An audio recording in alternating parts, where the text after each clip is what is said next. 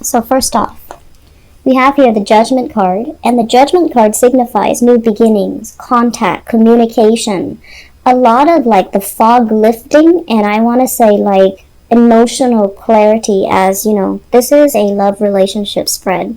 So I do feel kind of like communication coming through. We have here an earth sign, so this is the Queen of Pentacles. This showed up earlier in the previous reading. And this is a Taurus, a Virgo, or a Capricorn, sun, moon, or rising. I feel like for many of you, this is contact coming through from this person, and it might be they are not as financially stable as they seem. So for example, if you're in a relationship with them and they're making promises, oh, let's move in together, let's buy a house, let's purchase property, let's blend our families together. I feel like they're at a point where they might be rescinding some of the, like taking back some of these promises, or they're not at a point where they're stable enough to follow through with these promises for you. But either way, there is going to be talk and communication and discussions about what is the next steps that you both need to take, and whether or not, I do feel there is serious reassessment happening between the two of you, and you might come into the conclusion that the person was not as reliable and as, you know, committed as you initially thought. So you might reassess whether or not you want to commit more of your time, of your resources, of your emotions into this relationship.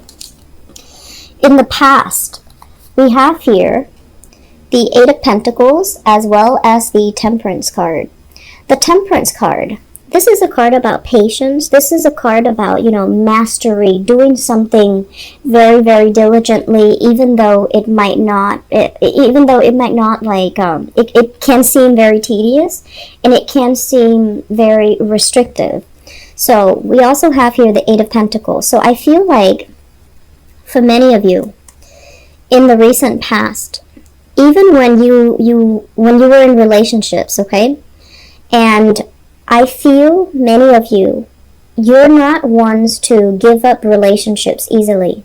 So if there's a problem in a relationship, you sit down and you talk to your partner.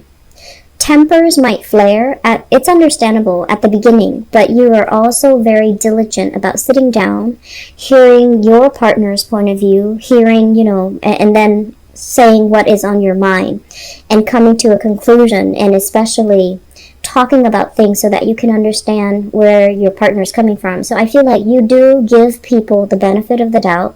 You want to hear both sides of the story before you can even make up your mind. And what I'm sensing is this is a process that you have done over and over and over and over again. And at this point, you're just like, I'm tired. This person is not giving me, you know, that total commitment, or this person is still undecided. They're still testing the waters. They're still, you know, temperature taking.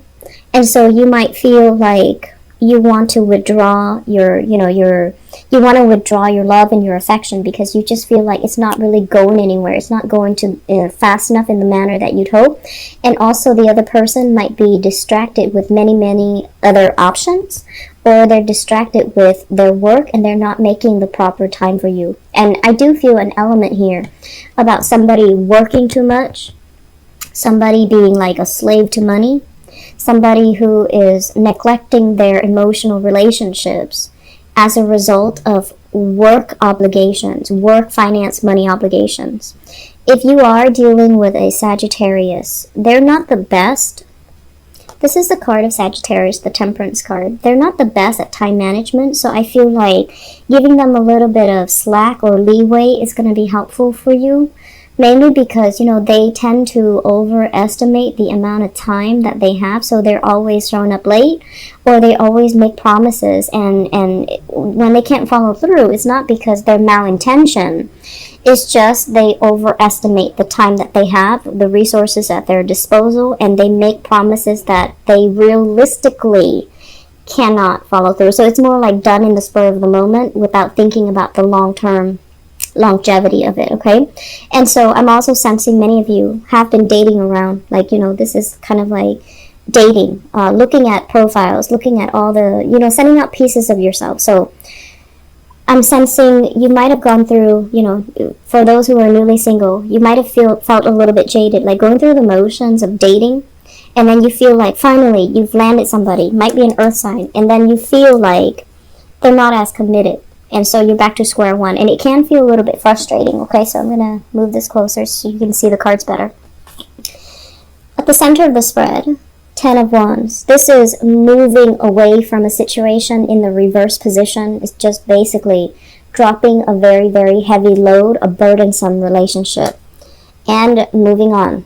The Death card is very, very final. It's a major arcana card, and it basically means not looking back. And if you are in a position where you are dealing with, especially Earth sign, Taurus, Virgo, Capricorn, I do feel many of you are just like, this is too much for me. There might be some issues as well. Some of you are dealing with a partner that might have dependency issues over drinking, you know, in particular because of the Temperance card. And so you don't want to get dragged down with their lifestyle. And you're feeling like this is relationship, if I stay in it any further, it is going to destabilize me financially and emotionally. So you're protecting yourself and you're trying to move past it. What you're really thinking about here, we have the 8 of Wands, which is a lot more offers, a lot more options, a lot more people that you can connect with. And you assessing all of the options that are on the table for you. It's like the options are presented, but you're thinking heavily about, you know, the great love, the mind-blowing, the life-changing relationship partner that ought to be in the picture for you. And for whatever reason, you're doing the dating, but no one is really, you know, 100% making the cut. And so I do feel that for many of you, you're forced to move on from a relationship partner that you still really greatly care about. I'm seeing Earth signs, Taurus, Virgo, Capricorn. I'm also seeing that Sagittarius energy, okay? Moving forward into the future position, there is going to be communication. There is going to be contact. And the 10 of Swords is a situation that's like at the end of its cycle, but it's making a comeback. So when something is at an end of a cycle, it means it's basically not meant for you anymore. And so if you purposely, consciously go back to it, you're stuck in that cycle. It's a feedback loop, like an endless negative feedback loop. And so I would warn you, there is contact, communication coming from a person that you really care about. They're not at a point in their lives where they can give you what you want. And so if you re-engage with this energy, I feel like you have a very big choice here. You can re-engage if you can keep it very platonic.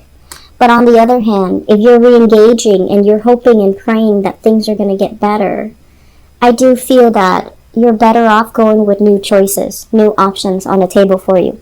So, to summarize, we have an Earth sign coming back into the picture. And this is a person that is not ready to be in a relationship with you. They're not going to give you what you want. They might want to, but I feel like external circumstances are really getting in the way of them being able to give you that commitment. And so, if you're initiating contact, just be aware of that. If you're hoping for other things to come into the picture, let other things come into the picture. And I'm also sensing as well, honestly, Libras, I feel like many of you are single and you're dating, and you thought dating, you know, was going to be like very, very prosperous. It's like you would think that there were plenty of fishes in the sea, right?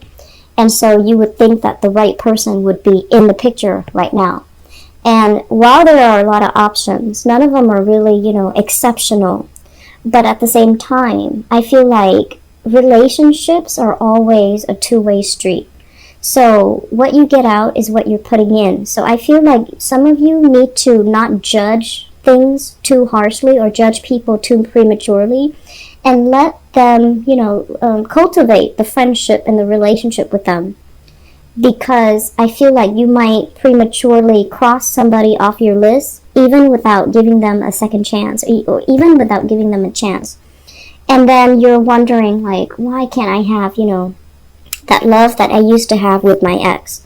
And so they're saying, people are all different, so we need to, you know, approach love and relationships with a little bit more of an open mind, so that we can connect with new people, so that we can kind of allow new people to come into the picture. So I feel like you're better off waiting for new options rather than re-engaging with the past because you feel like you're not making the traction in the success in the new dating life, okay? So, with the center of the spread, we have the Death card. It's urging you to move on. It's urging you, drop whatever burden has been problematic. Drop whatever relationship has been very burdensome for you because it was very destabilizing. You needed to heal from relationships right now. You need to heal from it before you can achieve a partner that is right for you.